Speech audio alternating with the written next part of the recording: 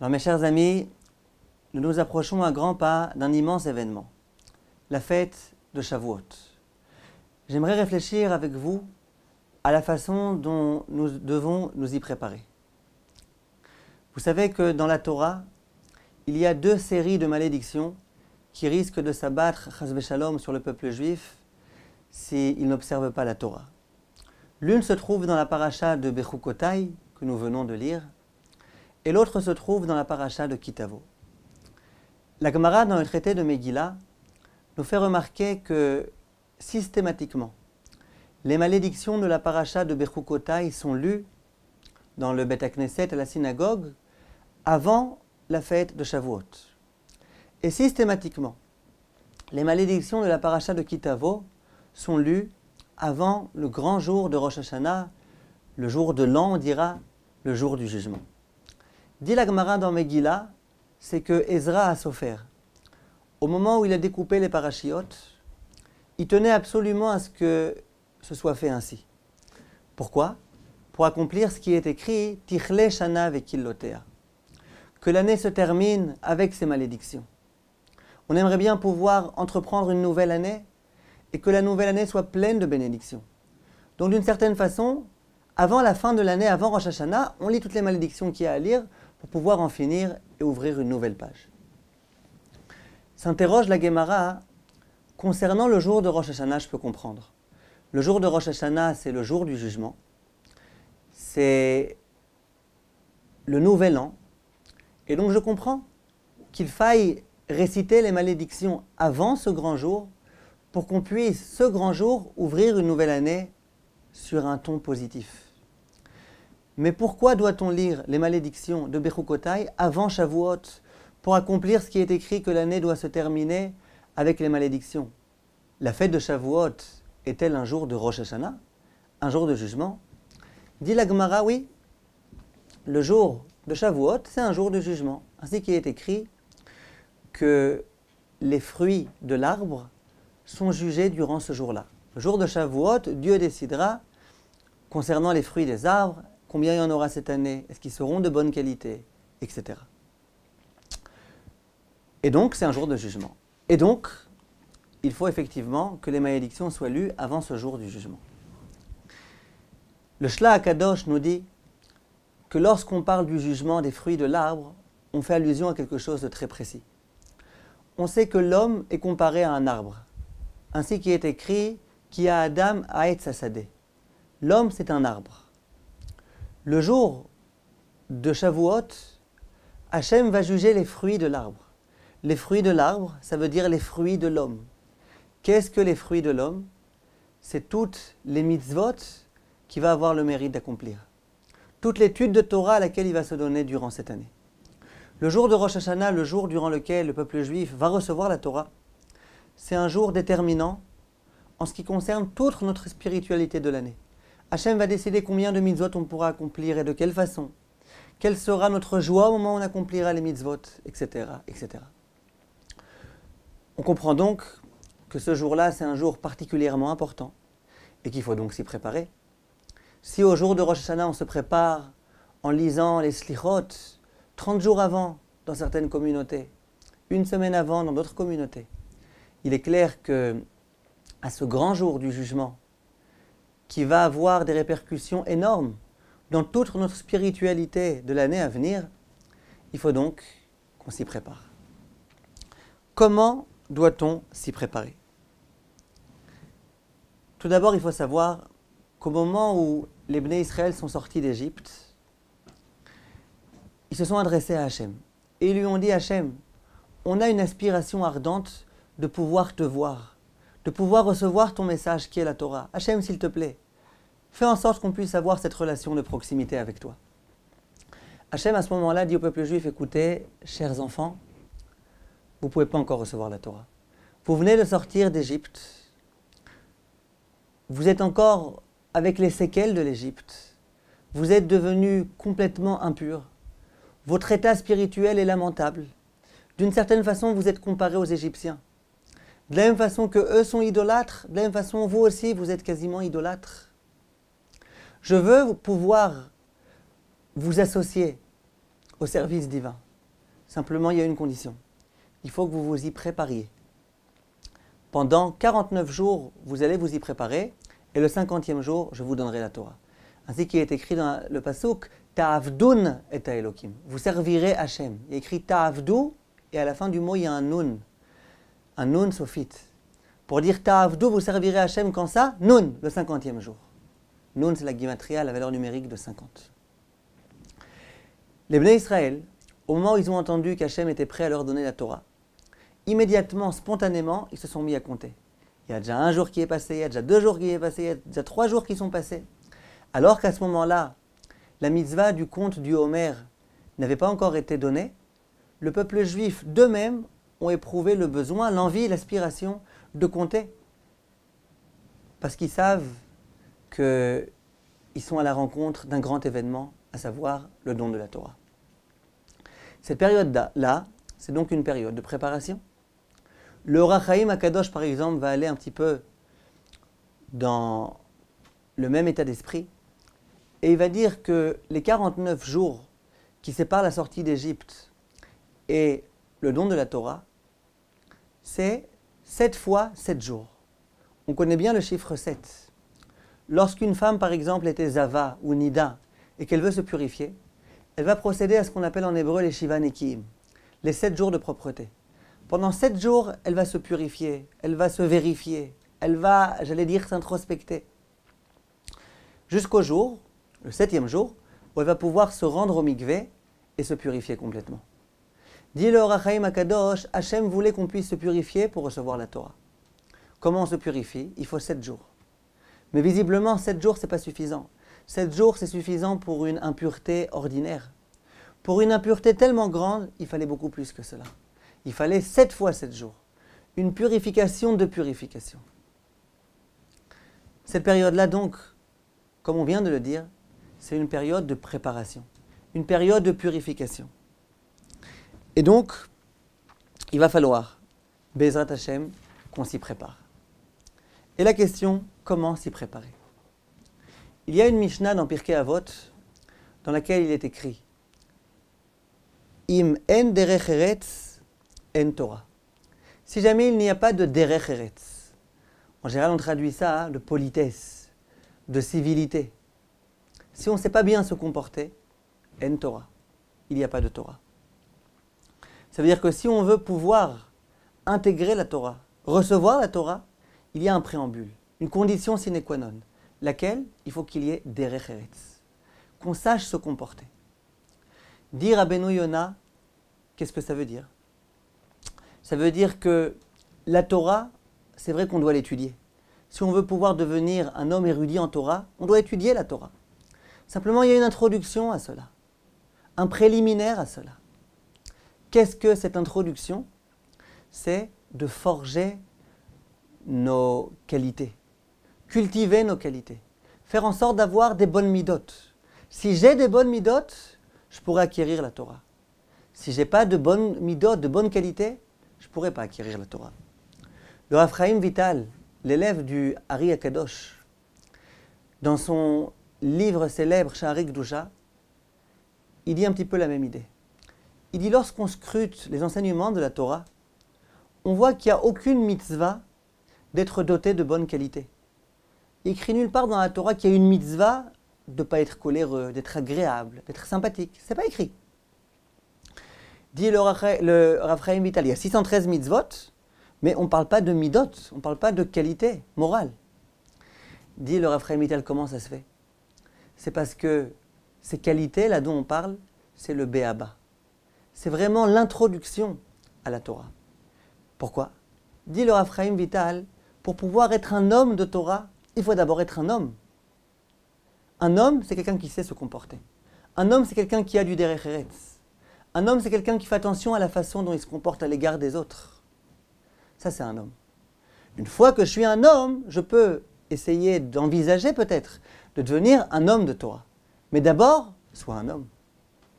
C'est la raison pour laquelle, dit le Rav Chaim Vital, c'était tellement évident qu'il fallait faire attention à nos qualités, à notre comportement, que c'était en quelque sorte même pas la peine de le dire.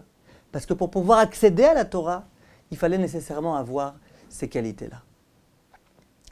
Le prophète Yirmiyahu écrit « Niru lachem nir ve'al tizreu el kotsim ». Il s'adresse à son peuple. Il lui dit « Labourez votre champ et surtout, n'ensemencez pas de graines sur une terre dans laquelle il y a des ronces. » Ça veut dire quoi? Vous voulez, Be'ezrat Hashem, que votre terre donne des beaux fruits? Faites attention. Sur quelle terre vous ensemencez? Si jamais la terre est apte à recevoir des graines, des bonnes graines, il y aura, Be'ezrat Hashem, de beaux fruits. Si jamais on ensemence alors qu'il y a plein de ronces et de mauvaises herbes, ça ne marchera pas. Ainsi qu'il est écrit dans le verset « Ya'arov kamatar likri ». Mon lekach à moi, il est bienfaisant au moment où il se déverse comme de la pluie. C'est quoi mon lekach? Il est écrit que « Ki lekach tov natati lachem ». Lorsqu'Hachem parle de la Torah, il dit « Voilà, je vous ai donné un beau cadeau ». Le mot lekach vient désigner la Torah. Dit le verset « Ya'arov kamatar likri ». Ma Torah à moi, elle se déverse sur la terre comme de la pluie. Ça veut dire quoi? Dit le Gaon de Vilna une idée prodigieuse. Il dit, la pluie, c'est fou combien elle peut aider. C'est fou la puissance qu'elle a. On peut avoir une terre dans laquelle on a planté des graines. Si jamais il n'y a pas de pluie, il n'y a rien de bon qui sortira. La pluie est indispensable, elle est bienfaisante. Mais d'autre part, une pluie qui se déverse sur une terre dans laquelle il y a des mauvaises herbes, eh bien au contraire, elle fera en sorte qu'il y ait encore plus de mauvaises herbes, qu'il y ait encore plus de ronces. La pluie est-elle positive ou négative? Réponse, ça dépend ce qui se trouve dans la terre. Si dans la terre il y a des graines de qualité, ce qui poussera sera de qualité. Si jamais les graines sont défectueuses, ce qui poussera lui aussi ne sera pas bien. Dit le Gaon de Vilna, il en va de même pour la Torah. Si jamais j'essaye de me préparer, si je fais en sorte d'avoir des bonnes qualités, si mon cœur c'est un cœur positif, un cœur qui est ouvert à l'autre, alors là, au moment où je vais étudier la Torah, cette Torah-là, elle m'aidera à progresser de façon extraordinaire. Cette Torah elle me permettra de me propulser très très haut. Mais si au contraire, à l'intérieur de moi, je suis complètement pourri, j'essaye pas de parfaire mes qualités, j'ai des défauts énormes et que j'essaye pas de les corriger, je pense qu'en étudiant la Torah, tout va se résoudre? Pas du tout. Cette Torah-là, c'est de la pluie. Ça va pousser. Mais qu'est-ce qui va pousser? De la pourriture. De la moisissure. Ça sert à quelque chose. Pour illustrer un petit peu cela, et à vrai dire, c'est vraiment angoissant. Il y a une Gemara dans laquelle on nous raconte, dans le traité de Chagiga, qu'un jour Rabbi Yehuda était en train de pleurer. Il y a un grand Rav qui s'appelle Shmuel qui l'a rencontré. Il lui a dit « Pourquoi pleures-tu » Il lui dit « Il y a un verset que je suis en train de lire et qui m'angoisse. » Lequel? Écrit dans le verset « Aïe Sofer » Où est ce grand Talmid Chacham là? Aïe Shokel. Où est le grand Talmid Chacham qui sait exactement bien tout comprendre? Aïe Sofer et Amigdalim. Où est le grand Talmid Chacham qui est en mesure de comprendre les textes très compliqués qui parlent des Migdalim? Mais Farshim explique qu'il y a des textes dans le Talmud extrêmement compliqués. Et ces textes-là, c'est très difficile de les comprendre. Eh bien, il y a deux hommes qui étaient en mesure non seulement de comprendre ces textes, mais plus que ça. De tellement bien les comprendre qu'ils avaient 300 grandes questions pertinentes au sujet de ce texte. C'était qui ces deux hommes? C'était Doeg et Achitophel. Visiblement, vraiment des illustres Talmidei Chachamim. Dit Rabbi Yehuda, Aïe Sofer et Amigdalim. Ces deux grands hommes qui étaient capables de comprendre ces sujets-là tellement complexes, où sont-ils? Que sont-ils devenus? Dit Rabbi Yehuda, il y a une Gemara dans Masechet Sanhedrin dans laquelle il y a écrit que tout le peuple juif aura le droit au monde futur, au Olam Haba, en dehors de 4 personnes. Qui sont ces 4 personnes? Dit la Gemara, il y a Bilam. Bilam, vous le connaissez, Bilam. Évidemment que lui, il n'aura pas le droit au Olam Haba. Il y a Gehazi et encore 2 autres personnes. Qui sont-elles? Doeg et Achitophel. Voilà deux hommes dont on vient de dire d'eux qu'ils étaient extrêmement érudits en Torah. Ils étaient capables de comprendre des choses que personne ne pouvait appréhender. Et pourtant, ils n'ont pas le droit au Olam Haba. Dit Rabbi Yehuda, et comment tu veux que je ne pleure pas? Il y a des gens qui sont des tellement grands Talmidei Chachamim mais qui n'ont pas le droit au Olam Haba. Et moi, tu veux que je pleure pas? Et qui dit que moi, j'aurai le droit au Olam Haba? Qui dit que je suis tellement plus grand qu'eux? À ce moment-là, Shmuel a voulu le rassurer. Il lui dit, t'inquiète pas. Toi, tu n'es pas comme eux. Pourquoi? Je vous lis dans les mots. Il dit, eux, Tina Haïta Belibam. Eux, dans leur cœur, c'était des gens, littéralement, on va dire, pourris. C'était des gens qui étaient complètement abîmés. C'était des gens qui n'avaient pas de qualité morale. Et donc quoi? Ces hommes-là, c'était des Talmidei Chachamim pourris. Excusez-moi l'expression, c'est ce qui est écrit dans la Gemara. Ça veut dire quoi? C'était des hommes qui connaissaient énormément de Torah. On pouvait leur poser des questions dans n'importe quel traité du Talmud, n'importe quelle question de Halakha, ils étaient capables d'y répondre. Mais il n'empêche qu'ils étaient pourris.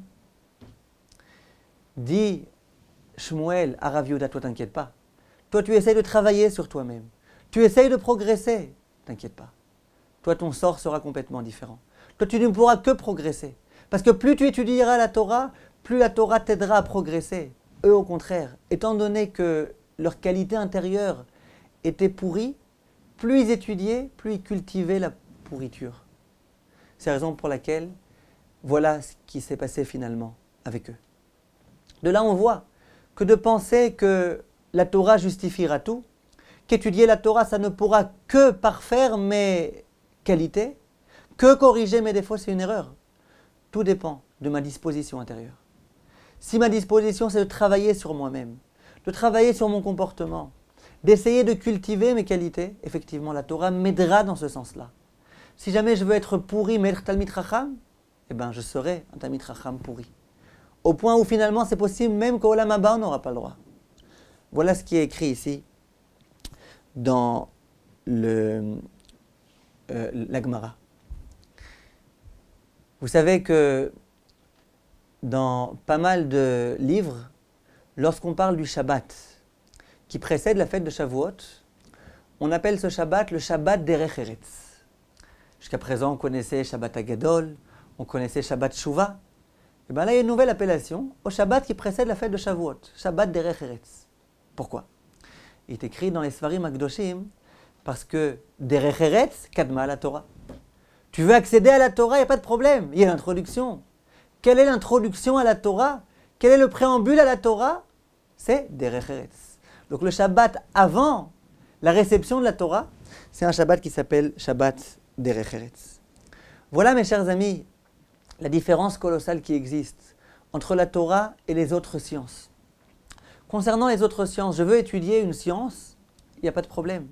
J'ouvre un bouquin, je me casse la tête, je passe un certain nombre de nuits blanches, jusqu'au moment où j'emmagasine des connaissances et des connaissances et des connaissances. Et finalement, je deviens un grand médecin, un grand professeur. Il n'y a pas de problème.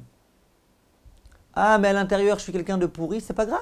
Il n'y a aucune contradiction entre la science, la connaissance et le comportement. La Torah, c'est complètement différent. Tu veux être un homme de Torah, d'abord sois un homme. Si tu es un homme, tu pourras être un homme de Torah. Si tu n'es pas un homme, tu n'as aucune chance. Donc, il ressort de là que la préparation que nous devons faire à la fête de Shavuot, c'est essayer tout d'abord, avant s'investir complètement dans l'étude de la Torah, tout d'abord préparer le terrain. Tout d'abord faire en sorte d'être des hommes, d'être des femmes, d'être des personnes qui nous comportons comme il se doit. Il faut savoir, mes chers amis, que de réussir à travailler ces midot, c'est extrêmement difficile. Rabbi Israël Salanter s'est exprimé un jour, en disant que de réussir à corriger un défaut qu'on a, c'est plus difficile que d'étudier tout le chasse. Je ne sais pas si vous savez ce que c'est étudier tout le chasse, tous les traités du Talmud, des milliers de pages, c'est difficile. Disait Rabbi Israël Salanter, de réussir à corriger ne serait-ce qu'un défaut, c'est encore plus difficile qu'étudier tout le chasse. Et il y en a qui disent, selon Rabbi Israël Salanter, c'est plus difficile qu'étudier 60 fois le chasse. Je ne sais pas si vous voyez, c'est le programme d'une vie. Et pourtant, c'est ce qu'Hachem attend de nous. Tu veux recevoir la Torah, sois un homme. Un homme, c'est quelqu'un qui a beaucoup de qualités et qui essaye de travailler sur les défauts qu'il a. Alors comment faire? Réponse, ne nous inquiétons pas. Hachem nous aidera. Hachem nous aidera à travailler, Hachem nous aidera à progresser. Simplement, il y a une chose, c'est à nous de faire le premier pas. Et j'aimerais vous donner un exemple. Lorsque, dans Melachim Bet, la femme de Ovadia est devenue veuve, que son mari est décédé, immédiatement, il y a pas mal de créanciers qui sont venus la voir et qui lui ont dit hey, « attends, ton mari nous devait de l'argent. » Et elle a été complètement démunie, elle n'avait pas de quoi les rembourser. À ce moment-là, elle s'est adressée au prophète de son temps, Élisha, Élisée. Et elle lui a dit « Élisha, regarde, il y a des gens qui viennent, qui ont besoin d'argent, et j'ai vraiment pas de quoi leur donner. Que puis-je faire ?» À ce moment-là, Élisha réfléchit bien, et il lui dit « Dis-moi, est-ce que tu as quand même quelque chose à la maison? Pas forcément beaucoup d'argent, mais un petit quelque chose. » Elle commence à réfléchir, peut-être qu'il me reste un petit peu de lait au frigo, je ne sais pas exactement. Et d'un coup, elle se rappelle qu'il lui restait un petit peu d'huile. Elle lui dit, la seule chose qui me reste, c'est un fond d'huile qui se trouve contenu dans une bouteille. Élisha lui dit, alors regarde ce que tu vas faire. Sois chez toi à la maison, mais avant, va voir tes amis, va voir tes voisines, va dans la rue, essaye de trouver le plus d'ustensiles, de bouteilles, de tonneaux possibles. Une fois que tu auras beaucoup de tonneaux, tu les mets tous à la maison et tu commenceras à verser l'huile qui se trouve dans ta petite bouteille là, dans les autres tonneaux. Et tu verras, il y aura des miracles. Et effectivement, elle a trouvé énormément de bouteilles, de tonneaux. Et puis de ce petit fond d'huile, elle a réussi à remplir tous les tonneaux qui se trouvaient chez elle à la maison. Grâce à cela, plus le Midrash dit qu'à ce moment-là, le prix de l'huile d'un coup a commencé à hausser. Elle a pu, Baruch Hashem, rembourser toutes les dettes qu'elle avait. Il y a une question qui se pose. Si le prophète est là, qu'il l'aide et qu'il réussit à générer un miracle, pourquoi il y avait besoin d'amener des ustensiles? Le même miracle qui a fait en sorte qu'un petit fond d'huile puisse se transformer en milliers de litres d'huile. Ce même miracle ne pouvait pas faire aussi que le tonneau se transforme en milliers de tonneaux. Pourquoi il y avait besoin d'aller chercher d'autres tonneaux pour pouvoir verser à l'intérieur l'huile, qui de toutes les façons est provenue par un miracle? Cette question-là, c'est Rabbi Shimon Bar Yochai qui la pose, dans le Zohar HaKadosh. Et il répond de la façon suivante. Il dit qu'on a un principe. C'est que Hachem a envie de nous donner énormément de choses. Une profusion extrême. Simplement, il y a un principe. C'est que Hachem ne peut nous donner beaucoup de choses uniquement si en bas, on suscite la bénédiction. Si en bas, on ne suscite pas la bénédiction. Si en bas, on ne prépare pas des ustensiles dans lesquels va pouvoir résider la bénédiction divine, rien ne pourra marcher. Hachem a plein de choses à nous donner. Mais à nous en bas de préparer les ustensiles, c'est le cas de le dire. Dit le Zohar HaKadosh, d'où est-ce qu'on le tire? Un parachat de Lech Lecha. Justement de cette histoire-là. De Élisha et de la femme de Ovadia. Elle vient le voir et lui dit, écoutez, j'ai besoin maintenant de profusion, j'ai besoin d'argent, j'ai besoin de quelque chose. Élisha est embêté. Il lui dit, Hachem qu'il a envie de te donner, je le sais. Mais il ne peut pas te donner s'il n'y a pas un petit quelque chose déjà, un petit début. Si tu n'as pas fait de toi-même un petit effort. Dès qu'il a entendu qu'elle avait un petit peu d'huile, il dit, ah, il y a déjà quelque chose. Il y a déjà quelque chose que tu amènes. Tu viens déjà avec quelque chose. Déjà, c'est possible que la bénédiction vienne et réside dans ce petit quelque chose. Après, il dit, mais ce n'est pas suffisant. Il faut aussi préparer les ustensiles. Il faut aussi faire un premier pas. Dit Élisha à cette femme-là, va et prépare les ustensiles. Amène des ustensiles. Ils sont vides, c'est pas grave. Toi, tu fais ce que tu as à faire, ce que tu peux faire. Prépare quelque chose et ensuite Hachem t'aidera. Cet exemple-là, on le voit plusieurs fois dans des Gemarot, dans des Midrashim. Si vous voulez juste un petit exemple, je n'ai pas envie de vous couvrir d'exemples, mais un exemple. Il est écrit dans la Gemara de Sanhedrin que lorsque Yaakov Avinu est arrivé à Haran, il s'est souvenu que lors de sa pérégrination, il était passé par le Har HaMoriah, lieu dans lequel ses parents ont prié à Kadosh Baruch Hu. Simplement, au moment où il est passé là-bas, il a oublié. Au moment où il est arrivé à Haran, il s'est dit, mais c'est pas possible. Je suis passé dans le lieu où mes parents ont prié, et moi j'ai pas prié. Immédiatement, il s'est dit, je vais rebrousser chemin, et je vais m'y rendre, pour pouvoir avoir le mérite de prier. À ce moment-là, dit la Gemara dans Sanhedrin, Hachem a fait un miracle. Et il a fait en sorte que ce chemin qui était long, Yaakov Avinu le fasse en un instant. Il y a eu ce qu'on appelle Kfitzat Aderech. En un bond, Yaakov, comme par un coup de baguette magique, est arrivé au Har HaMoriah. Et il a pu prier. À ce moment-là, Hachem dit quoi? Il y a un tzaddik qui se rend ici dans ma maison, dans mon hôtel, et je ne vais pas l'accueillir. À ce moment-là, Hachem a fait un miracle. Immédiatement, il a commencé à faire nuit. Yaakov a vu qu'il faisait nuit, il a dû dormir là-bas. Demande nos maîtres, qu'est-ce qui se passe ici? Si jamais il y a eu un miracle, si jamais Hachem était prêt à faire un miracle pour retenir Yaakov à cet endroit-là, il n'aurait pas pu le faire depuis le début. Qu'au moment où Yaakov arrive au Har HaMoriah, Hachem lui fasse prendre conscience du fait qu'il se trouve dans un endroit tellement sacré. Qu'il se souvienne que c'est un lieu de culte, où ses parents ont prié. Il n'aurait pas pu à ce moment-là faire en sorte qu'il fasse déjà nuit pour que Yaakov dorme là-bas et qu'il ait le temps de se rappeler qu'il se trouve dans cet endroit sacré. Disent nos maîtres, non, ce n'était pas possible. Hachem est prêt à faire autant de miracles qu'il faut. Simplement, à nous de faire le premier pas. Yaakov passe de façon indifférente, il oublie, tant pis, t'as qu'à oublier l'Aziz. Au moment où Yaakov se souvient et qu'il est prêt à faire un premier pas, qu'il dit à Hachem, je vais rebrousser chemin, il faut que je me rende là-bas, je suis prêt à faire des efforts. Là, Hachem dit, ah, tu fais le premier pas, miracle. En une seconde, tu fais des kilomètres entiers. Parce que les efforts, mes chers amis, c'est à nous de les faire. Juste un autre exemple. Lorsqu'on devait construire le Mishkan,